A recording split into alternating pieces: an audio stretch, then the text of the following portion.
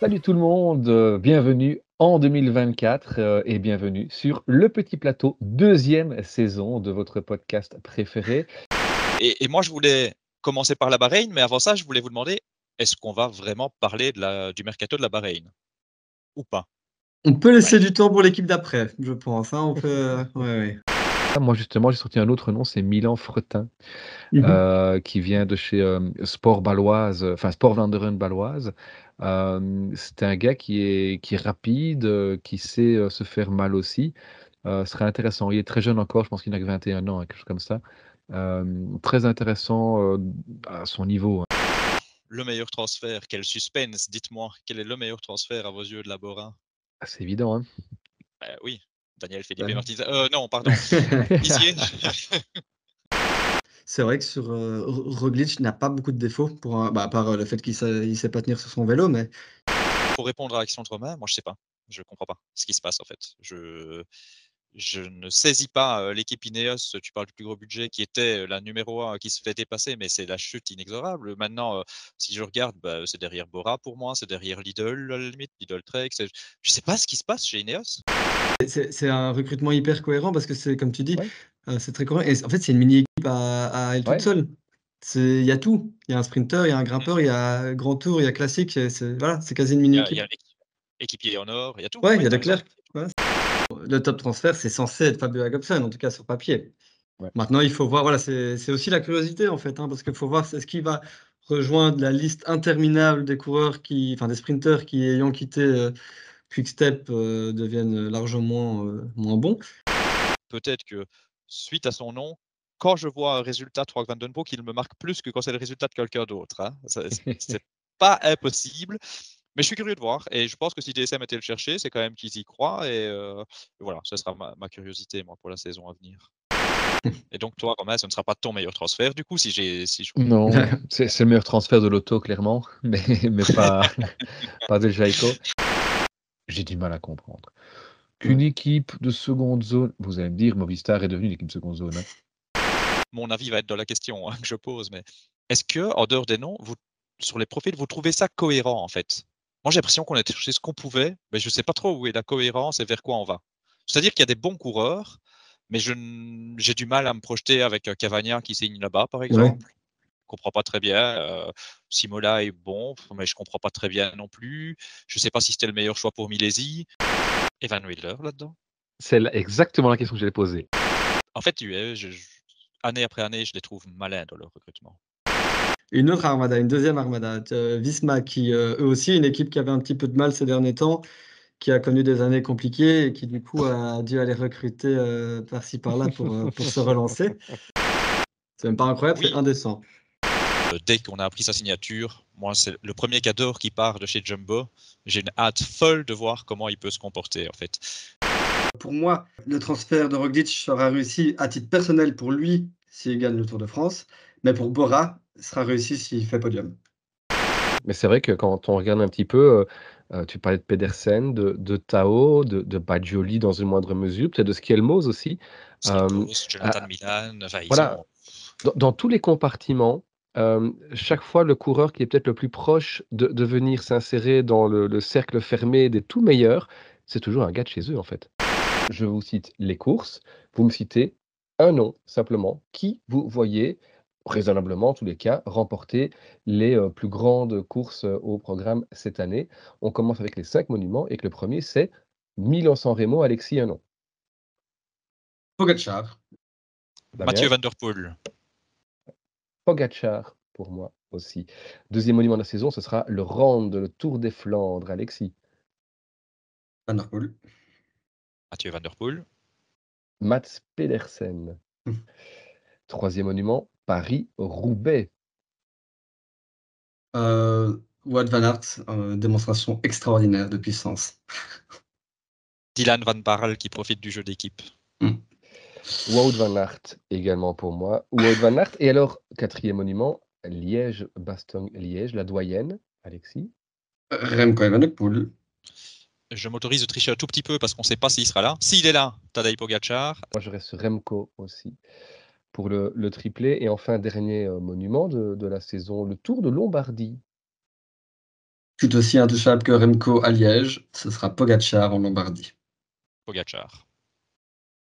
Primoz Roglic. Hmm. Qui voyez-vous remporter le Giro, Alexis? Tadej Pogačar. Pogačar également. Et Pogačar pour moi aussi. Le Tour de France. Vingegaard. Ouais, Damien. Vingegaard également. Pour moi, Vingegaard également. Et alors, le Tour d'Espagne, la Vuelta, le dernier grand tour. Alexis? La Volta, on ne sait jamais. Enric Mas. Moi, je vais dire Primoz Roglic. Oui, ben moi je vois bien Jonas Vingegaard faire le doublé. Qui voyez-vous remporter la course en ligne des Jeux Olympiques? Wout van Aert qui sera dans des conditions optimales, qui n'est jamais aussi fort qu'en juillet. J'ai un peu peur justement parce que ça vient juste après le Tour et que s'il a trop donné, ce sera difficile, mais je vais quand même dire Remco Evenepoel. Ouais, moi je prends Mathieu Van Der Poel. Qui voyez-vous remporter les mondiaux de Zurich, la course en ligne à nouveau? Tadej Pogačar pour compléter une année historique. Pogačar. Et moi je vais rester sur Mathieu Van Der Poel. Mais voilà, Pogačar qui va gagner le Giro, qui va venir et qui va remporter le Tour de France. Et donc du coup, il va faire la Vuelta en roue libre et il va la gagner aussi. Donc je dis ici, Pogačar qui remporte les 3 grands tours, messieurs, dames, les 3 grands tours de la saison. Mieux que Sepkus, Tadej Pogačar. Moi, mon prono fou, c'est pas de grand tour pour Visma. Alors ça ne devrait pas être un prono fou, étant donné que l'année passée, par exemple, toutes les équipes sauf une n'ont pas gagné le grand tour, et surtout que Roglic part, mais c'est un prono fou tant Vingegaard semble intouchable. J'avais rencontré par l'intermédiaire de Lionel Lachelan, qui est notre relais en Belgique pour les magasins Decathlon, qui est très proche du CC Chevigny et qui était de fait très proche d'Arnaud Delis. Il nous avait dit il y a un petit jeune qui marche bien, ce serait quand même bien de l'équiper. Et du coup, on avait équipé Arnaud Delis avec des chaussures. Et il avait été champion de Belgique sur route et on lui avait fait à l'époque l'ancien vélo aux couleurs de champion de Belgique. Et je vous le dis à vous, c'est presque un secret que je vous livre là, mais en espérant qu'il devienne réalité un jour.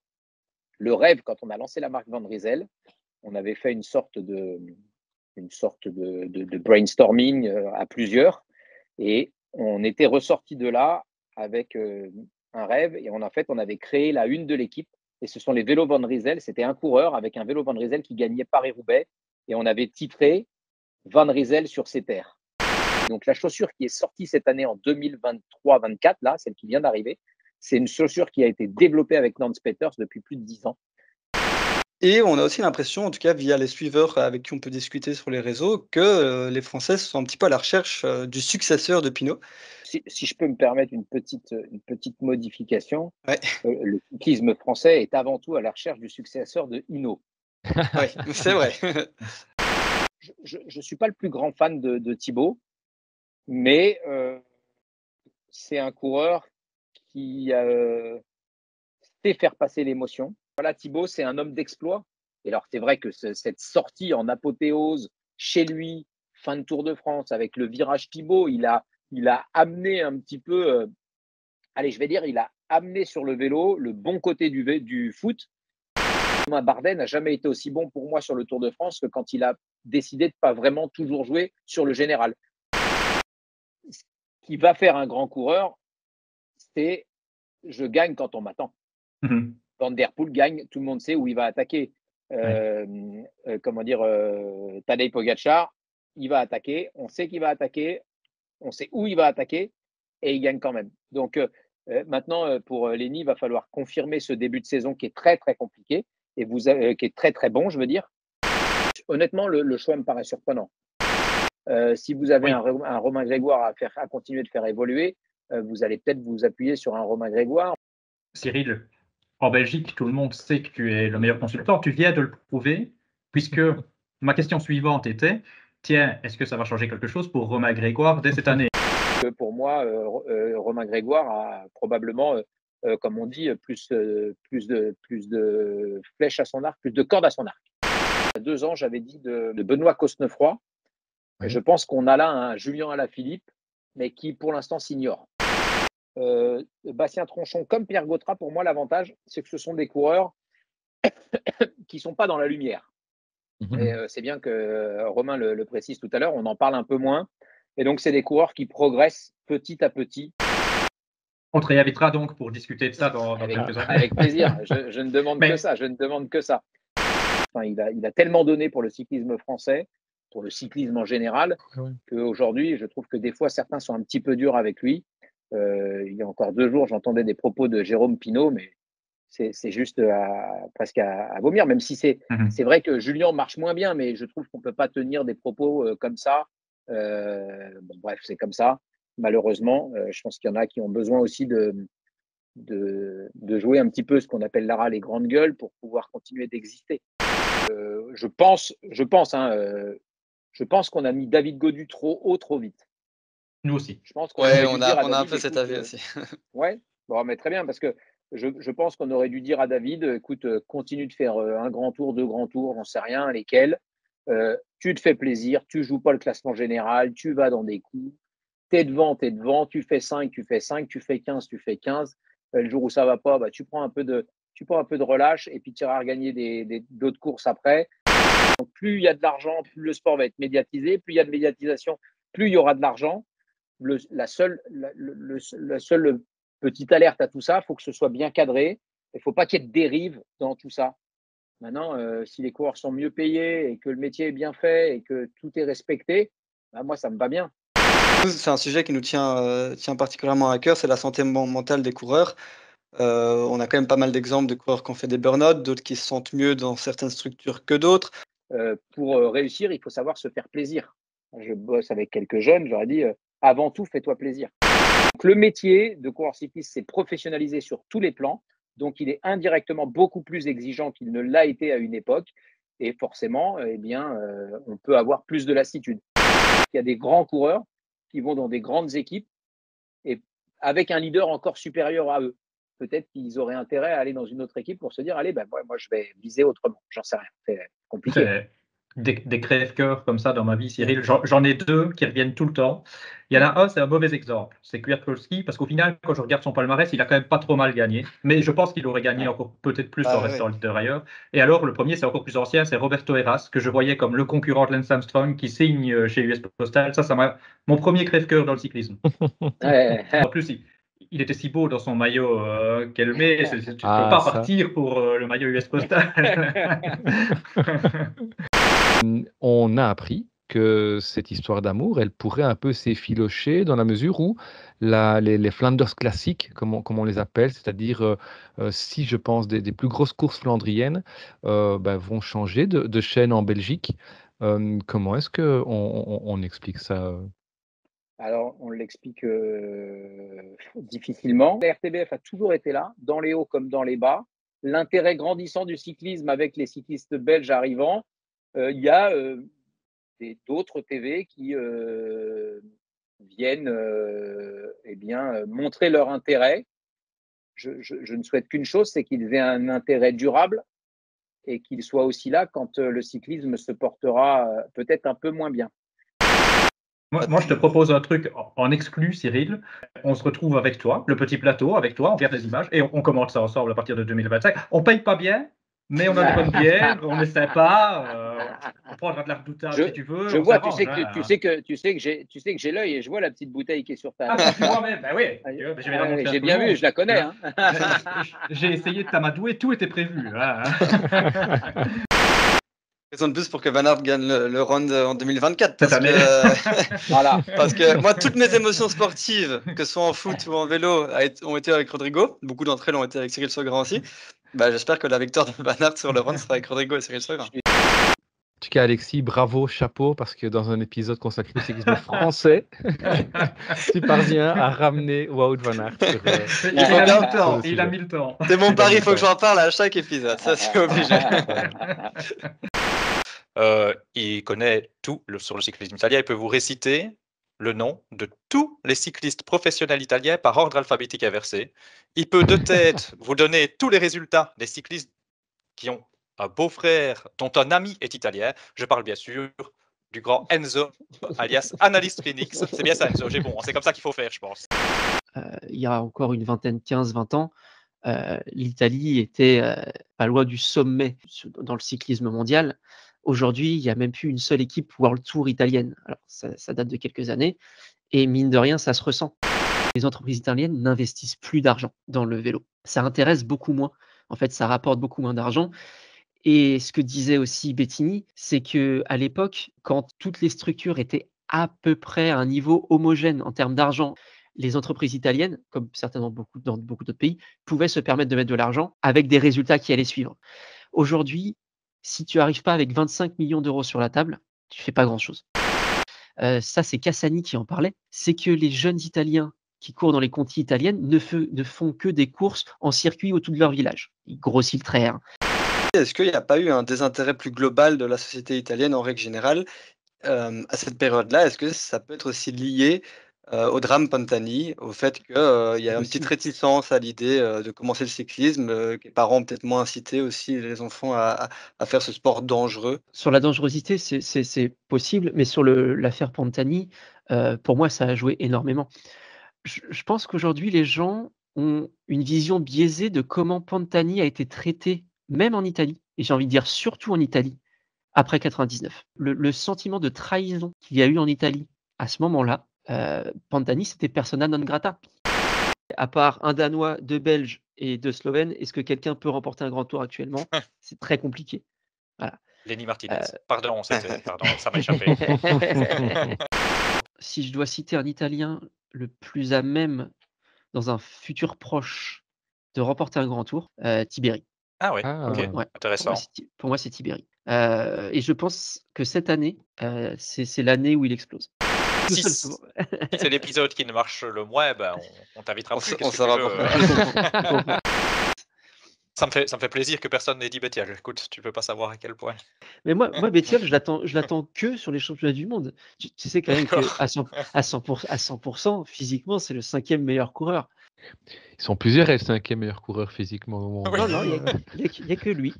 En fait, La première question, attention, soyez prêts, ça va être une question de rapidité. Je vous demande de terminer correctement cette phrase bien connue. Un jour, on demanda à... non, vas-y, À il t'a Pipo donné de la parole. gagner et Pipo gagna. Si, le niveau de ce jeu va être. Alexis. Je pourrais me Donc- planter dès le début. Je veux dire que Benati a fait un top 3 en monument. Bon, bah, Alexis, merci, au revoir. Hein. Ah ouais, Éliminé. enfin, voilà. Ouais, voilà. Je vous facilite la tâche, c'est bon. Et pour évoquer la formation, eh bien, nous avons un invité exceptionnel. Il s'agit finalement, on pourrait dire quelque part que c'est celui qui a permis à Arnaud Delis ou à Jarno Widar d'éclore chez les pros. Donc Laurent Mars qui est éducateur, entraîneur, responsable des juniors. Tu m'arrêtes Laurent si je dis une bêtise. Hein. Responsable des juniors au sein du CC Chevigny. Donc voilà, nous on est dans le passage d'une vie d'un adolescent ou d'un enfant et on essaye qu'il s'amuse le plus possible. Je pense notamment à Lorenz Rex qui n'avait plus d'équipe après son passage chez les juniors. Et on l'a accueilli en espoir première année. En fin de saison, il est stagiaire sur Binche, Chimay Binche. Et il est déjà à l'avant. Et donc voilà, c'est aussi une belle satisfaction. Voilà, mettons, je suis parent, je veux inscrire mon gamin au vélo. En quoi ça consiste? À quel âge on peut commencer? Est-ce qu'on s'entraîne plusieurs fois semaine? C'est quoi un entraînement type? Est-ce qu'on fait des courses tout de suite? Et souvent, à 14 ans, c'est celui qui a de la moustache qui gagne la course. Ou tous ceux qui étaient déjà à bloc chez les jeunes n'ont pas su franchir un palier et sont déjà à 100% de leur capacité. La passion du vélo doit rester aussi un élément déterminant. Mais ce qu'il y a, c'est qu'ils continuent toujours à venir de temps en temps aux entraînements avec les cadets, avec les juniors. Et on a un petit groupe Messenger avec tous les coureurs de la région du club. Et il met toujours son entraînement le matin, quoi. Il vient qui veut, mais évidemment, c'est pas toujours. Il y en a qui se font avoir, quoi. Il y a eu un avant et après Remco, mais ils ont des entraînements très poussés. Ils ont tous un entraîneur. Ils travaillent leur position. Oui, il y a plus de place à l'amateurisme. Moi, je fais des sprints aux pancartes. Il y a 15 ans, je les recherchais par la peau dans les soirées, dans les bistrots italiens, parce que je dis, les gars, demain, il y a course. Et voilà, ils s'amusaient. Ils faisaient des très beaux résultats aussi. Hein. Mais c'était un peu la fiesta. Ici, depuis Remco, ils sont sur le GPX le soir, ils ont leur entraîneur au téléphone. C'est vraiment devenu l'inverse, quoi. Donc Ok. c'est assez paradoxal, c'est très marrant. Les derniers, c'était avec Arnaud, et Arnaud, j'ai dû aller le rechercher aussi le soir, quoi. Est-ce que tu penses justement que le fait que très très jeune, ils soient hyper sérieux, ils soient professionnels très très jeunes, tu penses que ça pourrait avoir un impact sur la longévité de leur carrière, sur un aspect mental, par exemple, le fait de pouvoir décliner mentalement plus jeune que leurs prédécesseurs? Je pense réellement que oui. Philipsen était au Val-Romel la semaine avant, et il a éclaté des coms à Thibaut Pinot, justement. Et sur chacune de ses sorties, il a éclaté des coms avec des puissances folles, quoi. Donc, il est venu jouer au Val-Romel et on lui a pas pris un sprint. Donc, il était avec son petit braquet. Je pense que ça devait être 48-16 ou quelque chose comme ça. Donc, vraiment rien du tout, quoi. Et à côté de lui, il avait des juniors 52-14. On a tout tenté, hein, faire un train, l'attaquer de loin, le mettre dans les airs. On a tout fait. Et on n'a pas pris un sprint. Ouais, parce qu'après, il a grandi aussi. Donc, il a eu. On a tout fait, on a tout tenté. Mais c'était vraiment. Moi, j'en gardais très bons souvenirs parce que c'était des entraînements de fou, quoi. Moi, je connais toutes les pancartes à 40 km à la ronde autour de chez moi. Je connais où sont toutes les pancartes, hein. On a tout essayé, les anticiper. On n'en a jamais pris une seule.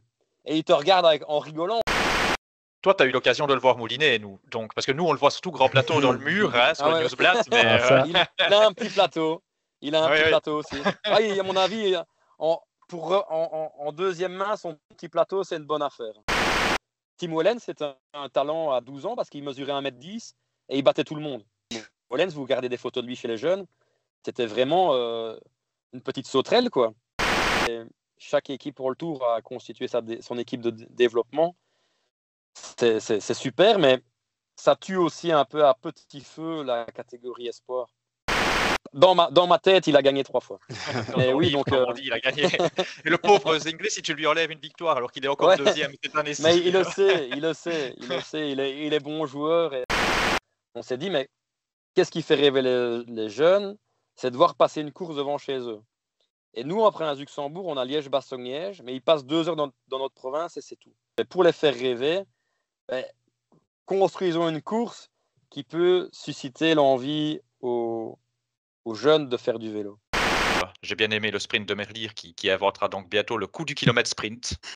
On a vu Remco qui a fait son petit show, hein, c'était sa course de rentrée. Il se dit, je vais me dégourdir un petit peu les jambes. Ouais, c'est très plaisant de voir ce cyclisme où même avant le week-end d'ouverture, on va dire, on voit déjà les grands noms faire des sacrés numéros. Ça aussi, c'est le cyclisme moderne, c'est quelque chose qu'on ne voyait pas il y a quelques années encore. Mais c'est plus pour souligner le début de saison de Decathlon AG2R. Ils volent, hein, ils sont incroyables. On va voir que sur l'Estradé, Remco, il n'y va pas, que Wout, il n'y va pas, San Remo, Wout, il n'y va pas non plus. Comment est-ce qu'on peut expliquer ça? Je pense que là, il a envie de créer cette relation avec la France aussi cette année. Est-ce que du coup, en l'absence de Pogacar, c'est free win pour Mathieu Van Der Poel sur le round cette année-ci? Au niveau individuel, il va être en théorie injouable. Je crois que c'est quelqu'un qui peut très bien venir faire une place dans le top 10, mais de là à jouer la gang cette année-ci, moi, j'y crois pas trop. C'est un monstre sacré, mais je trouve ça dommage qu'il ait se nommer autant de fois le Tour de France. Qui était le plus fort, selon vous, parmi les 6 hommes à l'avant? Je vais peut-être surprendre, hein, je vais dire Skuins. C'est possible, hein. C'était un petit peu le caillou laiton dans la chaussure des Visma, qui passe pas par la porte, mais qui passe par la petite porte. C'est joli, c'est joli, c'est joli. Mais je pense qu'effectivement, pour venir embêter Remco et Roglic, on va avoir Jorgensen. Primoz Roglic a à peu près tout gagné dans les courses d'un jour World Tour du calendrier. Donc, son dernier objectif, c'est effectivement le Tour de France. C'est pour ça qu'il a quitté Jumbo, c'est pour être le leader unique. Je pense qu'à Paris-Nice, ici, il s'en fiche, hein. Son bloc de forme, c'était de l'Omloop jusqu'au round, ce y compris Paris-Nice, c'était son objectif numéro 1 de la saison, ce qui n'est pas du tout le cas d'un Roglic et d'un Remco qui n'ont pas encore fait leur stage en altitude. Donc, rien de surprenant jusque-là pour moi. Soudal, est-ce qu'ils ont raison finalement de faire all-in sur Remco sur le Tour? Pour répondre à cette question, il faut voir qui va répondre. Et alors, nous, le petit plateau observateur attentif, neutre bien évidemment, du cyclisme international, on a envie de dire que non, Soudal ne doit pas venir avec une équipe à 100% au service de Remco. Et je répète, ça c'est Romain du Petit Plateau qui dit ça. Si je suis Patrick Lefebvre, ça fait 3 ans que je martèle que il ne sera pas mis sur ma tombe que je n'ai pas gagné le Tour de France. Et ça fait 3 ans que je martèle que je fais une structure, un projet autour de Remco pour gagner le Tour de France. Mais si à la première occasion qui se présente, je ne mets pas cette équipe à Remco, c'est un très mauvais signal que j'envoie, alors pas au suiveur parce qu'il s'en fout, mais un très mauvais signal que j'envoie peut-être à Remco lui-même. Hein. J'allais dire, j'ai rien à ajouter, vous êtes tellement brillant. Hein. Il faut faire une réunion avec Remco, essayer de le convaincre que Merlier va travailler pour lui. Et s'il refuse, tant pis. Mais je crois qu'il faut essayer, quoi. Ah, je Pas nous, hein. faut faire. Je pensais que tu voulais que Remco vienne sur le petit plateau nous Ah, expliquer ce serait pas mal, en fait, ouais, ce le serait pas pourquoi mal. du comment. Remco, si tu nous écoutes. Voilà, très provocateur et on va se fâcher avec Vélo Futé. Peut-être, ça dépend de votre réponse. Ayuso, les gars, il est pas un peu surcoté. Ose, Alexis. Je vais encore une fois vers l'ambassadeur, enfin le diplomate. Si tu me dis que Ayuso va venir concurrencer Vingegaard dans les 2 ans, ou même dans les 5 ans, pour faire de aussi grosses performances que lui, je vais te dire qu'Ayuso est peut-être le coureur le plus surcoté de ces dernières années. Si tu me dis qu'Ayuso est un excellent grimpeur, un excellent rouleur, et que par conséquent, il a le potentiel pour être un excellent coureur de grand tour, surtout qu'il est très jeune, non, alors je te dirais qu'il n'est pas surcoté. Mais oui, Ayuso, à l'heure actuelle, quand je lis des trucs comme quoi il est au-dessus de Remco, ça me fait fort rigoler. Quand on me dit qu'il va peut-être venir bousculer la hiérarchie avec Pogacar, ça me fait fort rigoler aussi. Mais est-ce que Ayuso a un potentiel pour aller faire plusieurs podiums de grand tour, voire même en gagner un dans sa carrière? Oui, certainement. Mais j'ai envie de m'enthousiasmer pour ce gamin, mais vraiment. Vas-y. Je pense que déjà, il y a des champions, et peu importe leur établi, il va venir le bousculer. Alors, vous allez me dire, c'est très, très, très, très, très relatif. Mais sur le Tour Down Under, c'était désigné Finn Fisher Black. Alors, on est d'accord, c'est pas Pogacar ou Ayuso qui était leader. Le gars, Del Toro, il est arrivé au talent, au culot. Allez hop, c'est moi qui m'impose. On a vu ce qu'il a fait. Alors j'ai relativisé, puis je l'ai vu faire 4e d'un chrono en Algarve. Alors j'ai relativisé en me disant: «Ouais, mais il n'était pas là tous les autres jours non plus». Mais est-ce que vous avez vu ce Tirreno? Est-ce que vous avez vu les 2 étapes de montagne? Mais Ouais. mais quel dago, quoi! C'est sa première année chez les pros. Il a tout ce gamin, mais vraiment tout. Moi, je fixe aucune limite à ce gamin-là. Je crois qu'il y a ça aussi qu'il faut prendre en considération, c'est que Philipsen, c'est plus qu'un simple sprinter et qu'il y a peut-être un programme de course cette année-ci qui va l'emmener vers d'autres horizons. Milan, il a changé d'environnement, il va avoir un train maintenant et ça peut changer pas mal de choses. Pogacar, lui, sur sa rentrée, par contre, il s'est débrouillé, ça allait. Je ne l'exclus pas tellement il est fort, mais je ne sais pas si j'en ferai mon énorme favori, par exemple. La question de savoir, c'est est-ce que Pogacar va pouvoir distancer tous ses concurrents dans le Poggio finalement? La question est de savoir s'il va les distancer. Oui, je pense que moi, honnêtement, je ne me pose même pas la question. Est-ce qu'il va assez les distancer pour tenir derrière? Je pense que c'est ça la question qu'il faut se poser. Qui pourra suivre Pogacar cette année? Comme je dis, le Poggio, c'est peut-être un peu trop facile pour lui, mais cette année, ils sont pas nombreux à pouvoir le suivre, hein. Après, on l'a vu sur l'Estradé, hein, Pogacar est un peu fou. Est-ce Mmh. que c'est envisageable, selon vous, de voir un Tadej Pogacar attaquer avant le Poggio? Peut-être dans la Cipressa, peut-être même avant, au Capomele, pourquoi pas? Moi, je dis pas envisageable dans le sens où, et là je vais te rejoindre, je pense quand même, alors il est un peu fou, il est un peu au feeling, etc. Mais je pense qu'il sait que cette année, c'est une bonne année pour essayer de faire la différence dans le Poggio Ouais. par rapport à d'autres fois. Donc autant l'année passée, à la limite, il aurait pu le tenter, autant cette année, c'est vraiment pas l'année où il doit jouer son all-in. Ouais. Alors, il y a Sa Majesté Van Aert qui n'est pas là parce que oui, même s'il n'est pas présent cette année, sur ce podcast-ci, j'ai pas attendu la fin de l'émission pour en On va en parler. parler. Est-ce que pour vous, Laporte fait partie des favoris pour la bataille finale? Bien sûr. D'abord, je voudrais quand même te donner un mauvais point, parce que si je ne me trompe pas, lors du dernier podcast, tu n'as pas mentionné Wout van Aert. Ah, c'est possible, bah ouais. Et moi, j'arrive pas, contrairement à beaucoup de monde, à voir Philipsen pouvoir remporter le Milan-San Remo tel qu'il est devenu maintenant avec les zazas et les attaques qu'on a. Autant je peux pas imaginer un Van der Poel venir faire l'équipier de luxe avec le numéro 1 et le maillot arc-en-ciel sur un monument comme Milan-San Remo, que ce soit pour Philipsen ou n'importe qui d'autre. Hein. Si vous deviez sortir un lapin du chapeau hors Pogacar et Van der Poel, qu'est-ce que vous diriez? Que si je voulais sortir vraiment un nom très surprenant, je serais bien en peine de t'en donner un. Très Eh honnêtement, ben, je serais vraiment bien en peine de t'en donner un. Eh ben, tu sais quoi, Damien, moi non plus, et pourtant j'ai préparé la question. Donc, on va rester là-dessus. Et puis aussi, on voulait un épisode court parce qu'on voulait absolument le même nombre de minutes que le nombre de minutes qui serait intéressante sur Milan-San Remo samedi prochain. On l'a dépassé. Et pour discuter avec moi, la Dream Team habituelle, j'accueille les Tadej Pogacar et Jonas Vingegaard des podcasts vélo, hein, Alexis et Romain. Bon, vous le prenez dans le sens que vous voulez, les gars. Je vais vous demander votre liste, vous, des 5 meilleurs Flandriens en activité. Et ceux qui me connaissent savent à quel point ça va être compliqué pour moi de le dire. Le premier, pour moi, c'est Mathieu Van Der Poel, c'est le Flandrien ultime. Pour éviter une rébellion en commentaire, je vais mettre Tadej Pogacar en numéro 2 parce que ce qu'il fait sur le Ronde, j'ai jamais vu ça. Ce qu'il fait sur le Vieux Quarmont, a priori, jusqu'à preuve du contraire, c'est le seul au monde à pouvoir faire ça. Moi, je vais peut-être étonner, on va peut-être me taxer de chauvin, mais je vais quand même mettre Wout van Aert en numéro 1 parce que je trouve que justement, ceux des classiques vraiment typés flandrienne, c'est le plus complet. Pour moi, je le mettrai 3e derrière Wout van Aert. Donc Attends. Mathieu Van Der Poel en 1 et Wout van Aert en 2. Par contre, là, il faut quand même que je réagisse avant la fin de ton top 5, Damien. Je sais ce que tu vas dire. Parce que si moi, je l'ai mis en 2 et pas en 3e, c'est pour que le petit plateau continue sur la longue durée et que tu quittes pas en furie l'émission. Hein. Parce qu'évidemment, moi, je suis d'accord de le mettre 3e. Hein. Toutes celles que Van Aert peut gagner, Van Der Poel peut les gagner aussi, je pense. Ouais. Et Van Der Poel, il n'y a rien à faire. Il gagne. Je suis désolé de dire ça pour Wout, mais Van Der Poel, il gagne. Donc, voilà. C'est là qu'on ressent toute la pression des supporters, mais surtout aussi des médias qui sont sur lui. Donc l'enchaînement Paterberg, Vieux Quarmont, je me pose des questions pour ce qui est d'Arnaud Delis, mais sur un Tigenberg, un Tigenberg ou quoi, comme je disais tout à l'heure, je pense qu'il n'a pas grand-chose à envier au tout meilleur. C'est plein d'éléments qui me font espérer que cette année-ci sera une très nettement meilleure année que l'année passée. On a Alberto Bettiol qui a retrouvé ses jambes. Ils avaient perdu depuis des années et des années. De temps en temps, il les retrouvait l'espace d'une course et puis paf, il les égarait tout de suite. Pourquoi pas? J'espère.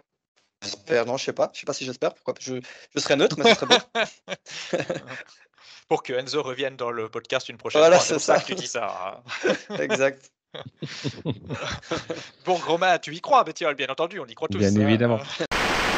Est-ce que, comme moi, cette chute survenue à travers la Flandre mercredi, est-ce que cette chute vous a rendu KO? Ouais, complètement. Un peu sous le choc, un peu plus maintenant qu'au moment même. D'ailleurs, je suis un peu vidé pour rien de vous cacher. Voilà, en tant que fan de vélo, quand on suit des coureurs, surtout quand on suit avec passion un gars comme Wout van Aert, on apprend à relativiser au fil des années les défaites.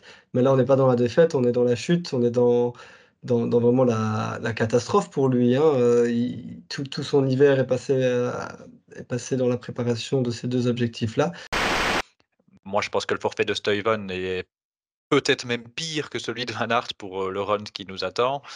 Donc oui, fatalement, voir tous ces hommes-là à terre, ça fait mal. Je pense que tout le monde est un peu KO. Hein. Ouais. Et oui, je parle de Van Aert, mais évidemment Stuyven et tous ceux qui souffrent de la chute, c'est la même histoire. Hein.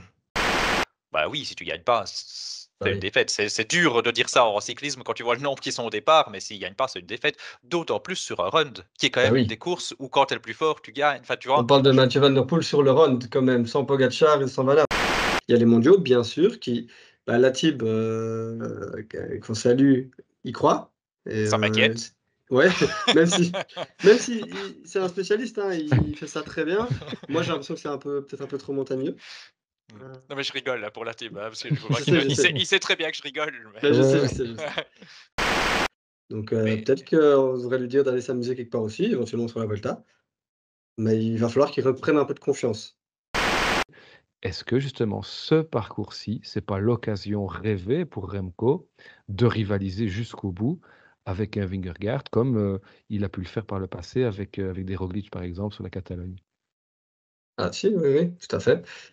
Je chatouille Damien pour voir, mais non, Damien n'en démord pas. Non, parce qu'en plus pour moi, on n'en parle pas assez, mais Vingegaard, c'est un descendeur de fou. Donc, ouais, c'est vrai. On va pas refaire tout le débrief du run, mais Alpecin sur le run, moi je m'attendais pas à ce qu'il soit si bon. Ils n'ont pas montré une puissance incroyable, mais du tableau noir, magnifique. Est-ce que encore plus qu'au run, est-ce que le meilleur bloc à Roubaix, ce serait pas Alpecin? Il doit le faire à pédale et il est tout à fait capable, je pense. Ouais, Quand moi je te suis là-dessus. Est-ce que c'est la plus belle course Roubaix par rapport au Tour des Flandres? Non, la plus belle course, c'est le Tour des Flandres. Mais Roubaix, c'est pas une course, c'est au-delà d'une course. C'est une aventure extraordinaire. Et alors, il y a un autre gars qu'on n'a pas encore cité, mais moi, je m'en méfie. Il est rapide.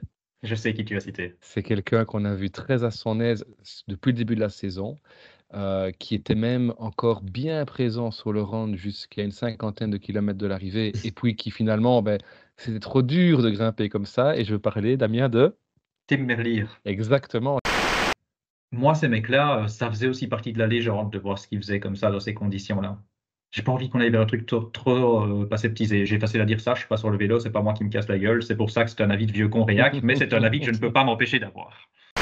Un gars comme Pedersen et visiblement comme Arnaud Delis, qui a besoin d'être chez lui, qui a besoin d'être avec sa famille, qui a besoin d'aller gagner des courses par-ci par-là, d'aller courir, de sentir l'adrénaline, je suis pas sûr que mentalement ce soit un stage dont ils ont besoin. Et si un stage tu y vas avec les pieds de plomb, que tu vas t'entraîner un petit peu moins bien que si tu es dans ta Wallonie ou chez toi, et que au final ça te fait pas kiffer, les bénéfices du stage ils seront pas là.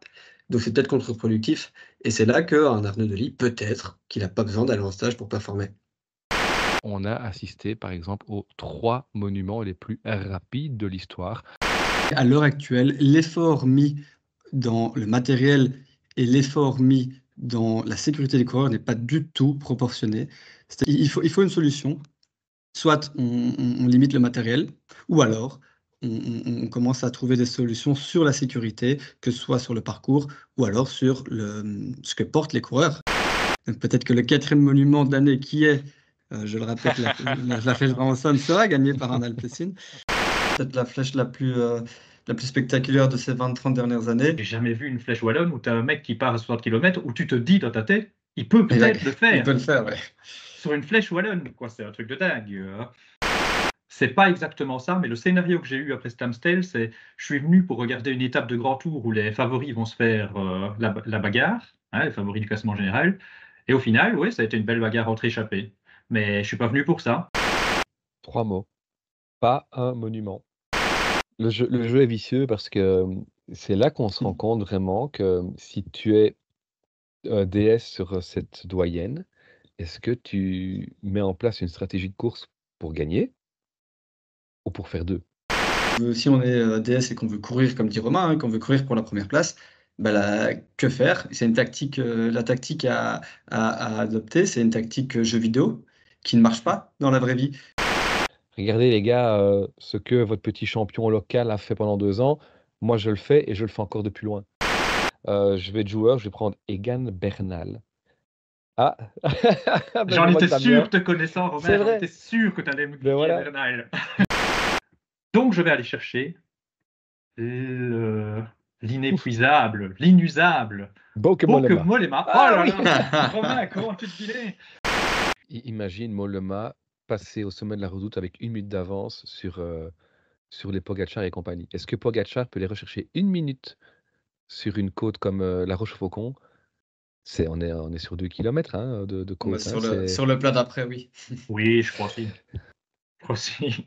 Oui. Mais c'est bien d'essayer de nous faire évidemment. rêver. Mais tellement. Est-ce que vous êtes d'accord sur le fait que, on vient de vivre un printemps qui a manqué le spectacle, tout simplement, Damien? Pas du tout. Bon, je prends 15 secondes pour dire que ce que Pogacar, le meilleur coureur du monde, et Van der Poel, le meilleur coureur sur son terrain, font, c'est tout simplement hyper spectaculaire. Je peux comprendre qu'on dise que ce soit ennuyeux pour certains aspects, mais c'est hyper spectaculaire, comme les bagarres pour certains accessibles d'ailleurs. Extraordinaire, incroyable, tout ce que vous voulez, oui, mais spectaculaire pour moi, non, tout simplement parce que c'est pas vraiment du spectacle que j'apprécie de voir. Maintenant, voilà, Mathieu Van Der Poel, c'est un monstre générationnel, c'est quelqu'un qui, sur son terrain, comme tu dis, serait un monstre, peu importe la génération sur laquelle il tombe. Mais Tadej Pogacar, c'est encore bien plus que ça. Maxime Wagils, je vais faire très simple. Pour moi, il vient de s'affirmer comme un coureur top mondial. Coureur frisson, là, totalement. Vraiment un coureur qui est magnifique à voir. Il va au-delà de ce qu'il nous a promis, j'ai l'impression, parce que là, cette année, que ce soit sur l'Amstel ou sur Liège, on a vu un coureur qui se battait avec les tout meilleurs. On l'attendait et il a répondu présent. Mm. Il remporte une des 4 Ardennaises, la première, la Flèche Bremontonne, la plus belle, hein, si on en croit Mhm. notre ami Alexis, évidemment. Sur le Ross Pity pour les Flandriennes. Extraordinaire. Ça a été la révélation du début de saison avant les classiques et pour moi, sur les Flandriennes, il a pleinement confirmé son statut de révélation. Il peut être le meilleur équipier du monde, il peut être le meilleur leader de substitution du monde, il peut l'être sur des Flandriennes, il peut l'être sur des Stradés, il peut l'être sur des Ardennaises, il peut l'être partout. En fait, ce mec, c'est une machine. Les 3 courses qui lui iraient le mieux sont l'Estradé, le Ronde et Liège-Bastogne-Liège. C'est compliqué de faire les 3, mais pourquoi pas. C'est sur le Koppenberg, c'est le plus beau tour de magie que j'ai vu depuis longtemps. Il est magnifique et puis paf, il a disparu. Alors attention qu'Arnaud Delis a chuté. Non, on parle pas des fantastiques, on a dit, Romain. Ah Merci Alexis, merci. Mais c'est vrai que Arnaud Delis, au final, c'est quelqu'un qu'on attendait malgré tout sur le petit plateau, qu'on attendait sur le printemps des classiques. Quand tu Voilà.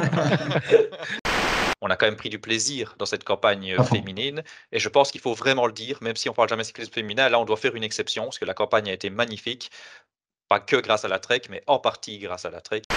J'ai très peur de ce Giro. Ça fait longtemps que j'ai pas aussi peur d'un grand tour, d'un ennui abyssal.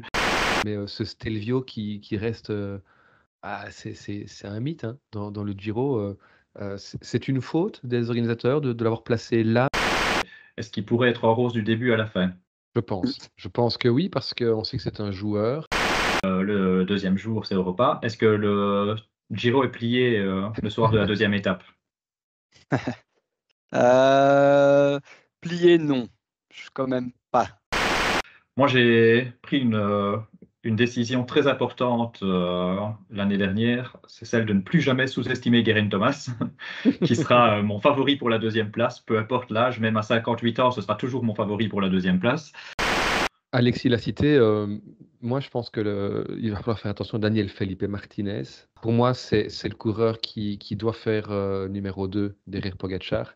Ah ouais. Peut-être avantage Merlier avec ce qu'on a vu début de saison, mais je suis pas si sûr que ça. Et puis aussi, on n'en parle pas, mais il y a les 2 meilleurs sprinteurs du monde. Enfin, c'est ce que j'aurais dit en 2021, Fabio Jakobsen et Caleb Ewan. Ce qu'ils font avec Kian, je trouve ça limite scandaleux. Bon, c'est peut-être mon amour pour Kian qui me fait penser ça, mais je comprends pas. C'est un exploit sur un grand tour, aller remporter une étape comme celle-là au terme de 126 km d'échappée. Tout le monde a dit quoi? On a dit, mais il est con, il est fou ou quoi? Qu'est-ce qu'il y prend Oui, ici, on sait que Valentin Paré-Peintre avait gagné l'étape, je pense, du Tour des Alpes, quelque chose comme ça. Mais moi, il m'a vraiment... C'est celui qui m'a le plus bluffé, en fait, sur ce tour.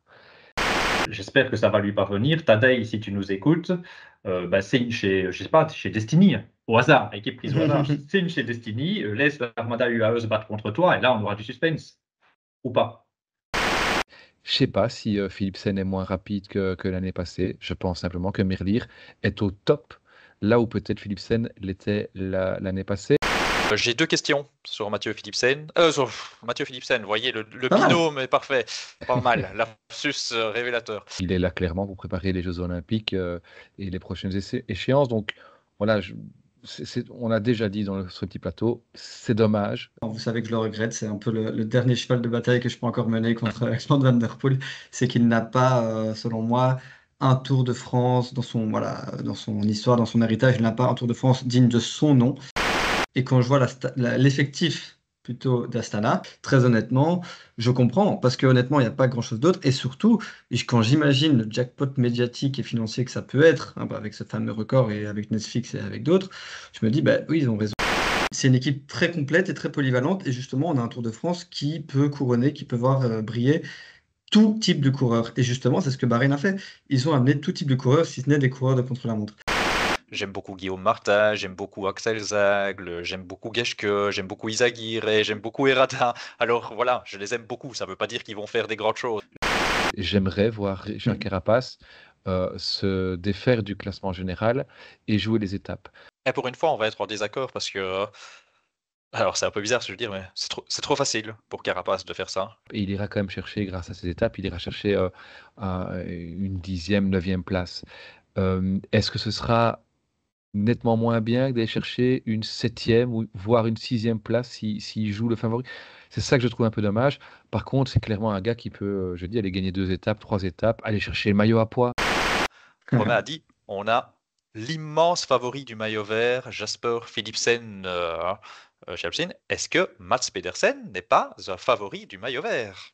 Ah, oui, s'il le vise, ça m'a fait tilter aussi. S'il le vise, oui. Je pense que j'ai vu Mas attaquer une fois en 1987, mais T'es dur. non. C'est pas que je n'aime pas Eric Mas, c'est que je suis toujours hyper déçu de la course qu'il fait. Est-ce qu'on en profite pour saluer Titouan, JB, Vélofuté, qui va peut-être arrêter de nous regarder là, maintenant. Fabio Jakobsen, Romain Bardet, Warren Barguil. Ramenez-moi quelques années en arrière, c'est la Dream Team. S'il vous plaît, tous ceux qui relaient, tous ceux qui vont aller sur la route, je vous demande pas de faire un virage Bardet, mais putain, donnez ce qu'il mérite, quoi, à Romain Bardet. Ça va être Showtime, ou on s'en balle un peu de trop, peut-être, avec Uno X. Uno X va jouer feu d'artifice sur le Tour de France. Faites-moi rêver. Allez-y, dites-moi, promettez-moi les victoires de Maxime Van Gils, promettez-moi une victoire pour Arnaud Delis, promettez-moi peut-être le maillot jaune pour Maxime Van Gils, je sais pas. Voilà, à Rimini. Tout à Voilà, fait. ok, C'est je possible, prends. hein. Qu'est-ce que tu offres de mieux, Alexis hein? Le Un maillot maillot vert pour, à la fin aussi pour Arnaud Delis ou, c'est ce que j'allais dire, ouais, le maillot vert Parfait, d'Arnaud je Delis. prends aussi. Franchement, je pense vraiment qu'il peut pas gagner, mais c'est Vingegaard. Et ça vaut un argument énorme de dire que c'est Vingegaard. Remco, comme d'habitude, on ne sait pas. Moi, j'ai pas de doute sur le fait que Landa va arriver en bonne forme. Je vais pas dire à 100% comme s'il allait chercher un top 5, mais je pense qu'il sera vraiment en bonne forme. Et c'est vrai que Van Wilder m'inquiète un peu plus. Avant de lancer Damien dans l'arène, j'ai envie de dire co-leadership, alors là, vraiment, je préfère en rigoler. Je pense qu'il y a un monde de différence entre Pogacar et les autres. Je pense que si tu dis à Ayuso, t'es le premier à bosser, mon gars, ça va pas le faire. On a su taper sur Vlasov. Là, il a su faire l'équipier modèle quand même pour Roglic sur le Dauphiné. Donc, franchement, là, chapeau pour ce qu'il a fait. En tout début de premier épisode, tu nous demandais quelle était la hype qu'on avait pour ce Tour de France. Je sais pas vous, moi le fait d'en discuter ici dans 2 épisodes consacrés environ 2 heures hein, finalement à ce tour, elle a encore monté d'un cran. En tout cas, c'est un tour qui aura fait et qui va faire parler de lui pendant les années à venir. Alors, les interrogations, les suspicions, moi je les comprends totalement, je les partage d'ailleurs, pour être tout à fait honnête. Maintenant, en tout temps et en tout sport, il y a toujours eu des immenses talents, des gars beaucoup plus forts que les autres, et c'est pas du tout à exclure que Tadej Pogacar en fasse partie. Et un autre point qui me dérange, c'est que on écarte totalement tous les arguments qui viennent expliquer l'amélioration des performances. Alors, ça fait rire maintenant les gens, mais ils sont réels, ces arguments. Alors, ils ne sont pas suffisants pour prouver vraiment l'extrême facilité de Pogacar. Alexis dit beaucoup de choses intéressantes, à commencer par le fait qu'effectivement, il y a la présomption d'innocence. C'est un principe supérieur en droit. Et qui sommes-nous pour accuser? On n'a aucune preuve, donc on ne peut pas le faire. Les facteurs explicatifs, moi je suis un grand défenseur de ça. Et c'est vrai, ça fait peut-être rire aujourd'hui, mais il y a quand même toute une série de facteurs, c'est pas 2-3 facteurs, c'est toute une série de facteurs qui peuvent expliquer pourquoi d'une année à l'autre, on peut avoir une amélioration des performances. Et pourquoi surtout comparer avec les années précédentes, à mon sens, n'est plus pertinent. Je vais juste évoquer 3 types de facteurs. Il y a d'abord les facteurs technologiques. Tout le monde l'a dit, les vélos aujourd'hui sont plus rapides que ceux d'il y a 5 ans. Je ne parle même pas de ceux d'il y a 20 ans.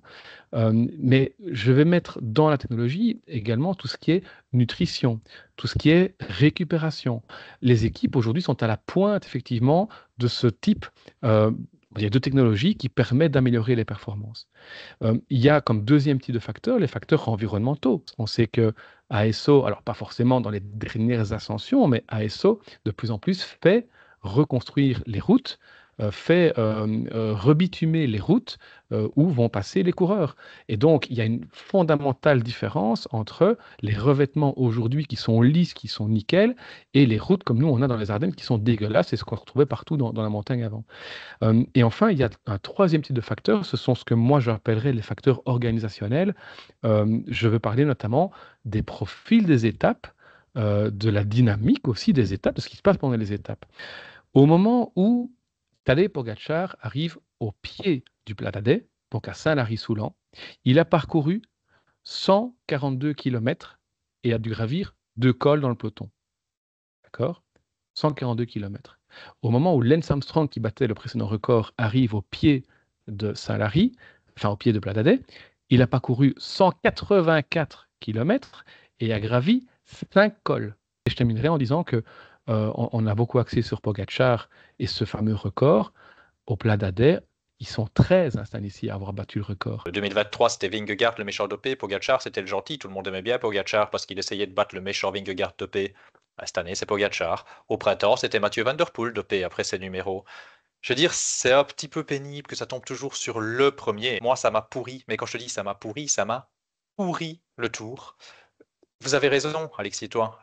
Les doutes, c'est légitime. Mais là, on est dans un monde où tout s'inverse. Je pense qu'on serait naïf, effectivement, de croire que toutes les équipes ont le même niveau de préparation, le même niveau de matériel, le même niveau de nutrition. Autrement dit, toujours sans être naïf, il y a forcément des équipes, des coureurs qui ont quelque chose que d'autres n'ont pas. On ne peut pas se dire qu'il y a cette recherche et développement aussi en termes chimiques, médicaux, et les équipes qui ont le plus d'argent auront plus d'accès aux recherches et aux professionnels pour venir améliorer les performances de leurs coureurs de par une surmédication. En fait, ça me semble même impensable d'imaginer qu'il n'y a pas de la recherche et développement sur des produits, mais toujours dans les trucs licites. Moi, je veux voir dans ces zones grises un énorme paradoxe. On vient d'évoquer des médicaments qui sont pris dans normalement des cas très particuliers, des produits qui ne sont pas encore très connus, sur lesquels l'UCI enquête, ou alors des produits ou des techniques qui sont au bord, pour ne pas dire qui dépassent le cadre éthique. Là, je ne parle pas au niveau du sport, je parle au niveau de la santé humaine, tout simplement. Et à contrario, dans ce même sport, on vous interdit de prendre une aspirine quand vous avez mal à la tête. Eh bien, consciemment ou inconsciemment, qu'est-ce que vous allez vous dire? Tout ce qui est pire qu'une aspirine, forcément, c'est du dopage. Donc, la solution serait de légiférer là-dessus. Au lieu de faire une liste de produits interdits, plutôt faire une liste de produits autorisés, éventuellement. Je ne sais pas si c'est possible dans les faits, si c'est contrôlable dans les faits. Moi, il m'a plus bluffé que Pogačar.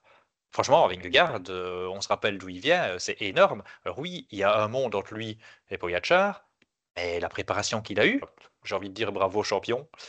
Après, j'aime pas Vingegaard, je suis désolé.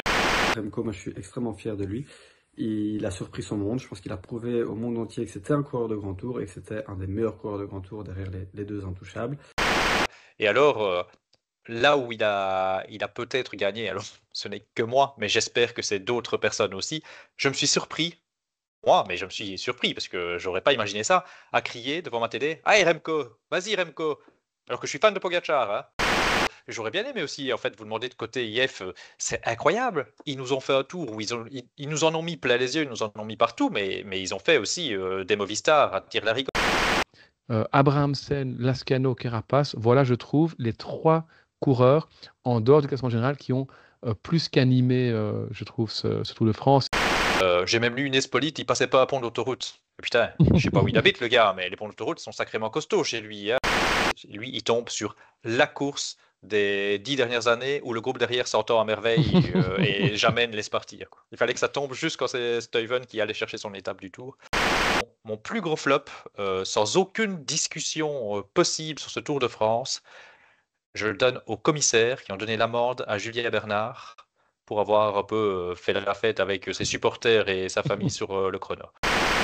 Vous préférez voir Federer contre Verdasco ou Verdasco contre Feliciano Lopez? Quand on a eu des Federer-Verdasco et qu'on a vu Federer en démonstration toute l'année, moi ça me fait quand même plaisir de voir une fois sur l'année un petit Verdasco-Feliciano Lopez. Bora, impressionnant, hein. Vlasov, Martinez, Roglic, Lipovic. Ouais, si eux ils arrivent tous en forme, c'est un bloc incroyable. Et jusqu'à preuve du contraire, Roglic était encore fantastique. Je pense que Carapaz il s'est dit bon, ça va, il y a Pogačar et Vingegaard au départ, qu'est-ce que tu veux que je joue au classement général? Mais là il y a une ouverture.